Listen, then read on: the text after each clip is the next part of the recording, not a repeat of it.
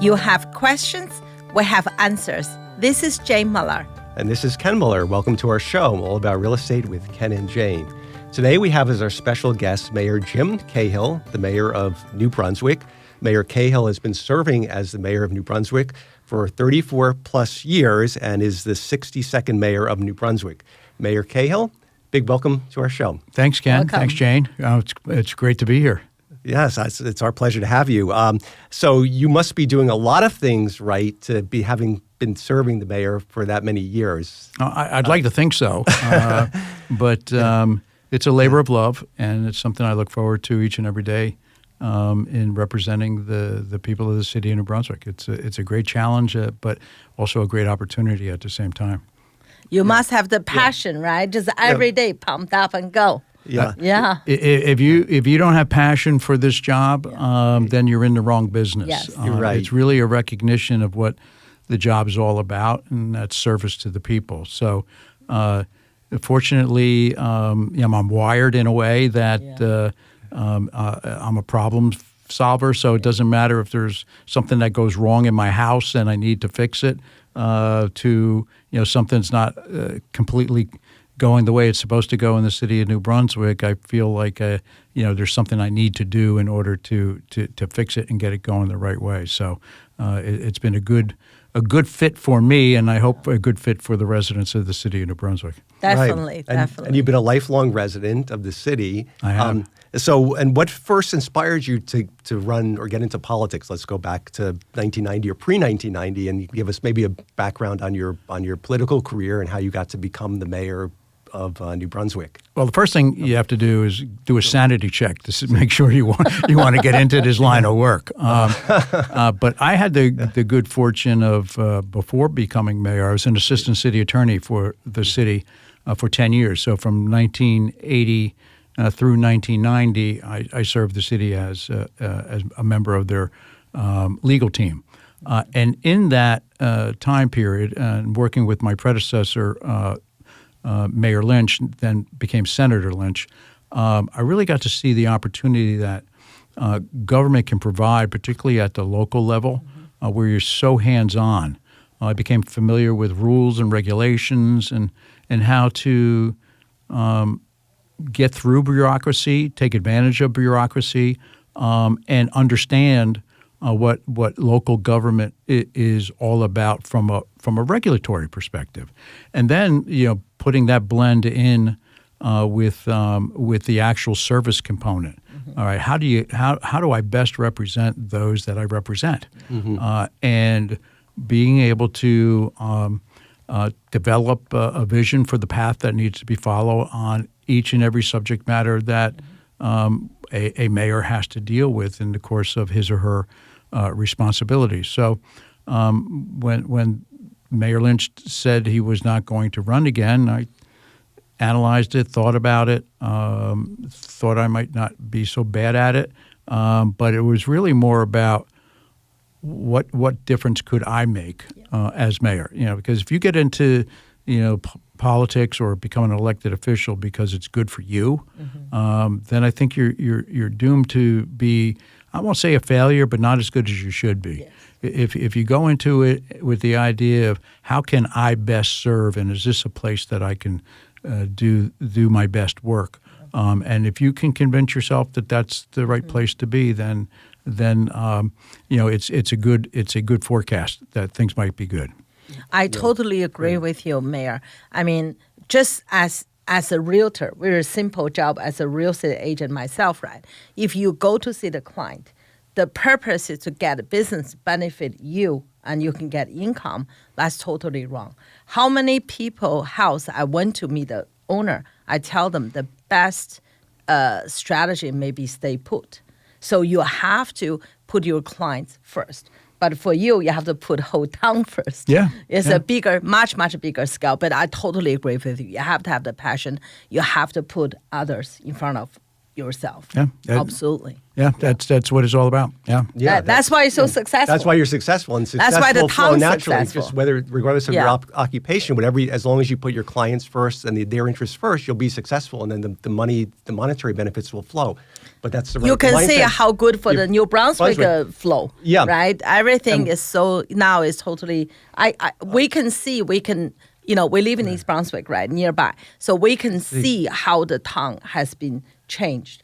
I mean, especially as a real estate agent, we sell a lot of properties in New Brunswick too. So even in our short time, in the last 15 years that we've been in East Brunswick, we've seen how New Brunswick, the quality of life and the living, it's really, the downtown, the everything. theatrical, everything is really, and really improved. Yeah, just to jump on what you're talking about, you're right. It's the exact same thing. You develop a clientele, you develop a base, you develop a style, you develop a reputation that you're more interested in serving the people you serve than in necessarily making a buck or necessarily getting your name in the paper or moving on to another elected office. Right. And then the success that you have speaks for itself.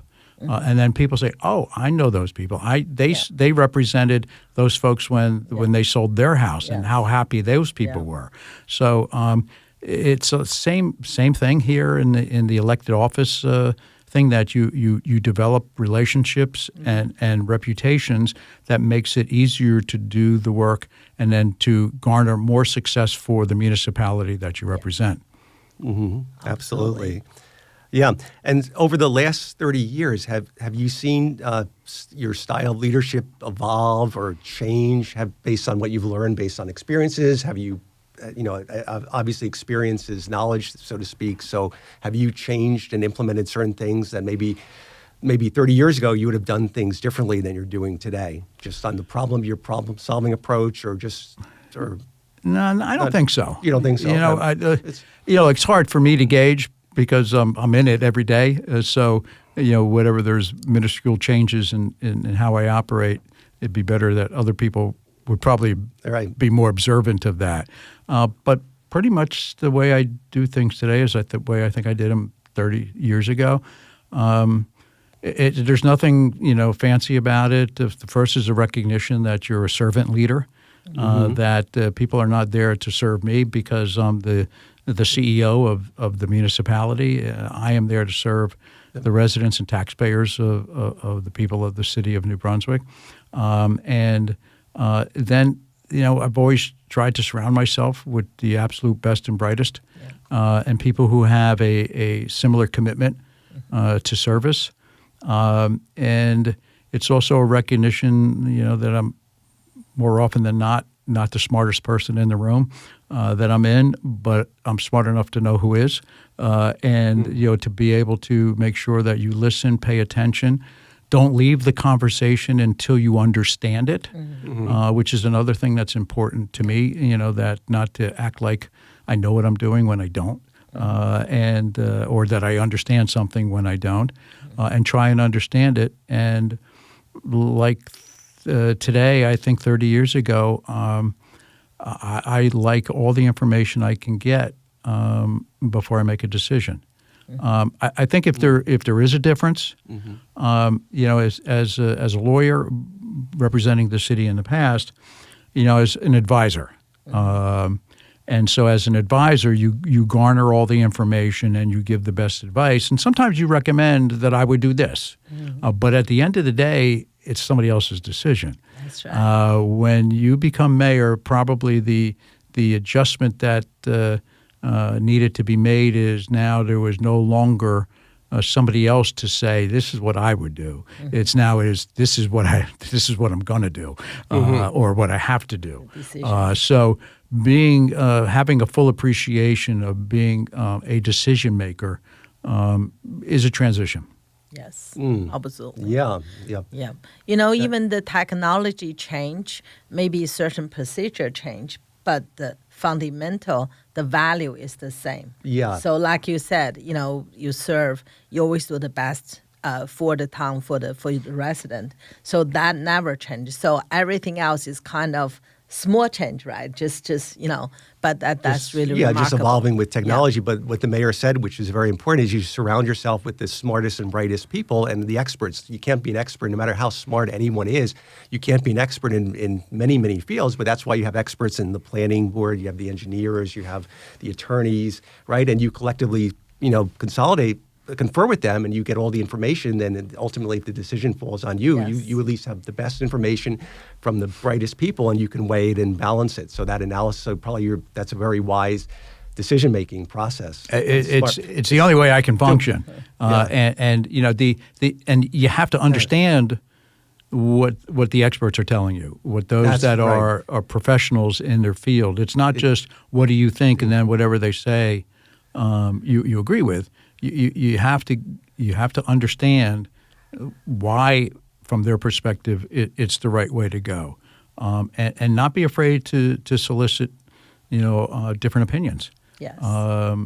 And it's a little philosophy of mine is there are some people who sometimes I might not agree with, but I always feel better having asked them what they thought, because that alternate opinion, which is not unreasonable, but sometimes not the better way to go, but it allows you the opportunity to weigh competing factors and coming to the ultimate decision you need to make. I think you're absolutely right, Mayor. The understand the advice, but more important, why.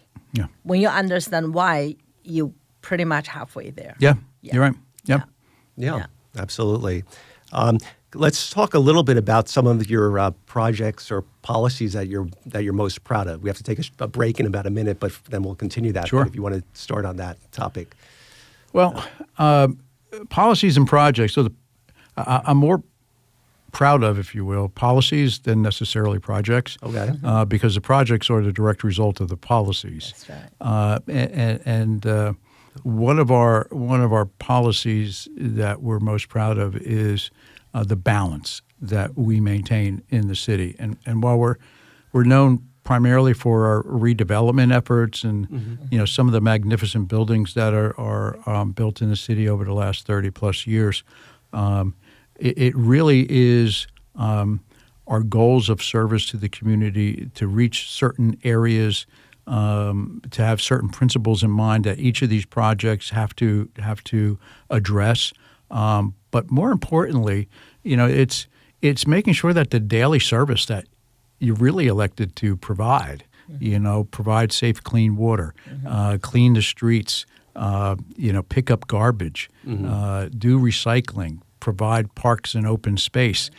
So while one day I might feel really good about, opening a $1 billion project in the city of New Brunswick, I may get back to the office and somebody says, you didn't pick up my garbage this morning, or you spilled my garbage.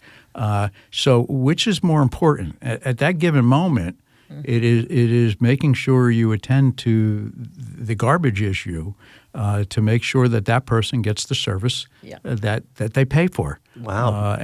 So it is the balance that we try to achieve, that while big vision is critically important, you can never lose sight of that the grind of the daily service that we provide has to be done, and has to be done to our best of our ability. I think that's an amazing point, that you really are selfless in your not leaving anybody behind, whether it's one resident or two residents that have an issue like with the garbage, or not just brushing them off and looking at the big picture with $1 billion initiative that gives you the spotlight and the statewide recognition. So that's just so admirable that you can.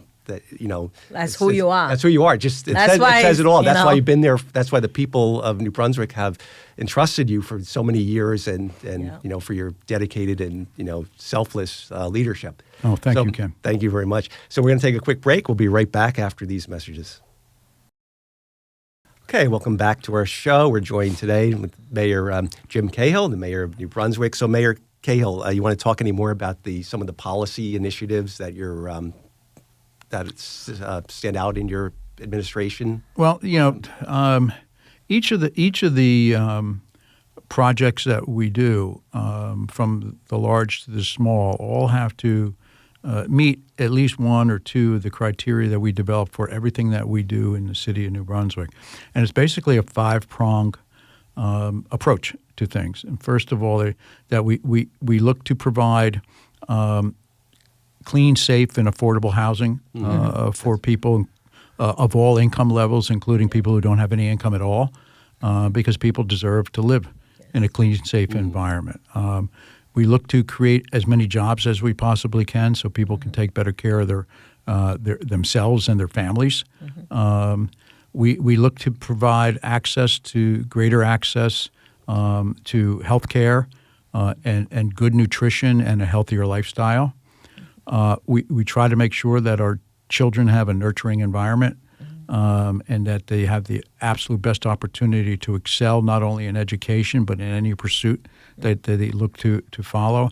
And then the last one is that we really want to continue to be – New Brunswick has a great history of over 300 years of being a welcoming community to people from around the world.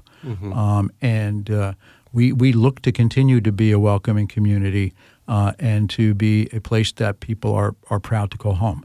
So when you look at things that we do, most recent, for example, the Cancer Institute. Right. It checks some of the boxes that – greater access to health care, that people aren't going to be able to find anywhere else.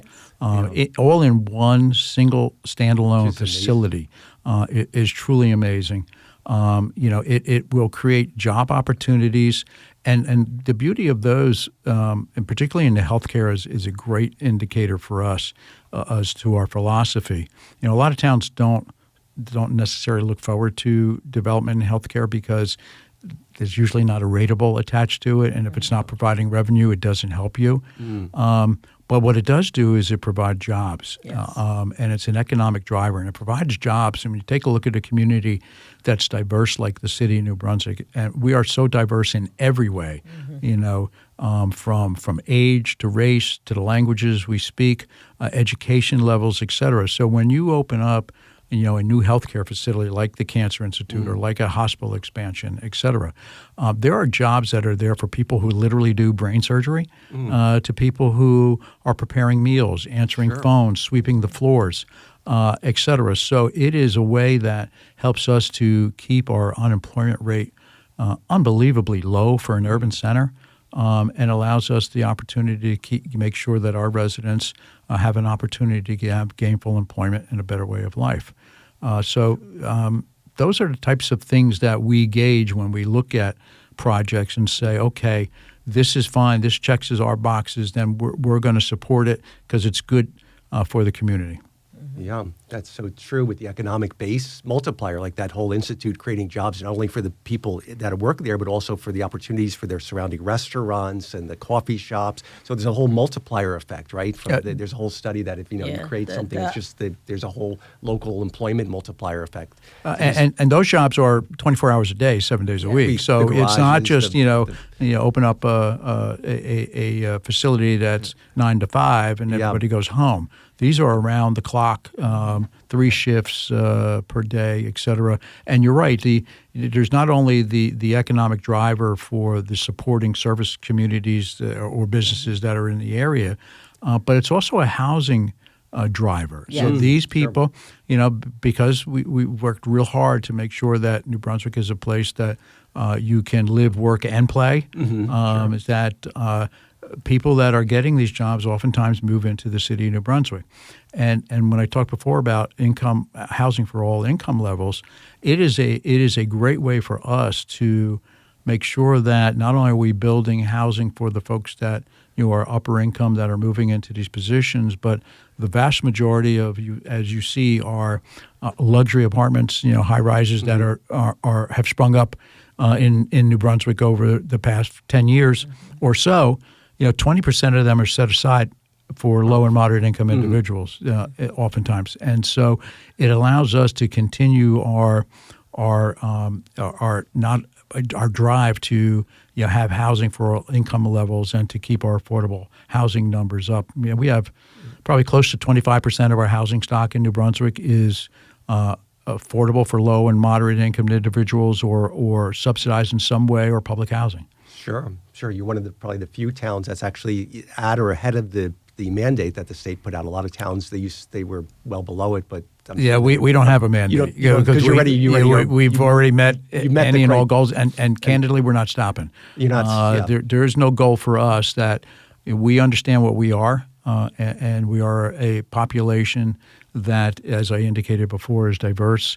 And one of the areas we're diverse in is income levels. Sure. So we have to address, from the housing that's for those without income at all and the lowest amounts of incomes to those that are doing really well, but need a place to stay and want to live close to where they work. And if we don't accommodate them, then we're going to lose them. And the advantage of having, businesses in town and people with disposable income is you need people with disposable income to spend in town to provide the revenues that you need to provide the services to the residents. Mm-hmm. Right. Absolutely. Yeah, there's a lot. Yeah, definitely a lot there. That's really.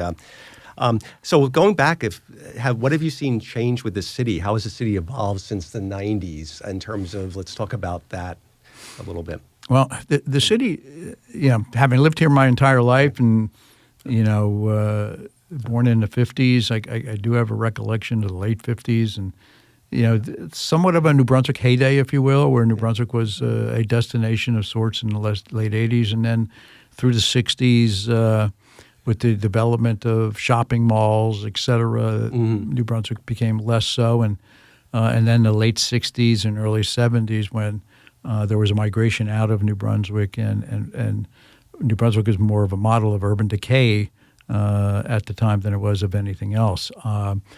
And there was a transformation among the private sector, the public sector, and the civic sector, how to transform the city. So among the local government at the time, Johnson & Johnson was a key participant. The civic sector, trying to be more involved, et cetera. There was a commitment that the city needed to transform and how they would go about it. So there was a trilateral arrangement that served as the blueprint for how we move forward. So in the early 80s, as an assistant city attorney, I became very familiar with that. I did a lot of the city's revitalization, redevelopment work as an attorney. Became familiar with a lot of the principals and players at the time. So through the 80s was really the transformation, the beginning of the transformation, so that by 1991, when I came into office, the foundation had been set. There was a momentum. There was the familiarity of the community now on what revitalization and redevelopment is all about. There was a growing confidence that this was something that could be what we need to do in order to transform the city to become a modern urban center that we were looking to do. And so it's changed dramatically in the last 30-some years. But I have to credit, those that were around in the 70s and 80s that developed a blueprint, if you will, for how to get it done, that allowed us to take their vision, add to it, and get us to where we are today, and with a lot more in the pipeline to come. Right. Wow. That's interesting. So let's talk about the redevelopment. I guess for the benefit of the listeners, they may not be familiar with the redevelopment process, but I guess we only have about 2 minutes. So I guess if you just want to share how redevelopment works in about a minute, then for next week you're going to come back and kind enough to share with us. So if I could sum up redevelopment in a minute, but that would be. But now, I'll start with this, and we can talk about it more next week when we get together. But no one project is similar to another project. Yeah. There is a process that you have to go through by law, but it is how you execute that process, implement the process, and the discussions that take place within that process that can lead into multiple different paths that you can take to get to the end game. Right. That's But in essence, I guess the cities now have the power to come up with a redevelopment agency, and they can deem certain areas in need of redevelopment if they meet certain criteria, like have an area in blight and a bunch of other things. Then it's up to the planning and zoning to decide what to. Then I guess you take bids to see what the best use would be for that. And it's a very complicated thing. I'm just sorry that I asked you that. Then he signaled to me where we have 2 minutes. So that wasn't a fair question. But we want to thank you very much for being our special guest today, Mayor Cahill. You truly are, an awesome figure and, so dedicated to the city of New Brunswick. We couldn't think of a better person to be serving their You're very public kind. interests. You're very kind. And you're also very kind to come back next week to be our special guest again to talk more about redevelopment and some other topics. All right, till then, we hope everyone has a great weekend and a happy Memorial Day. Thank you.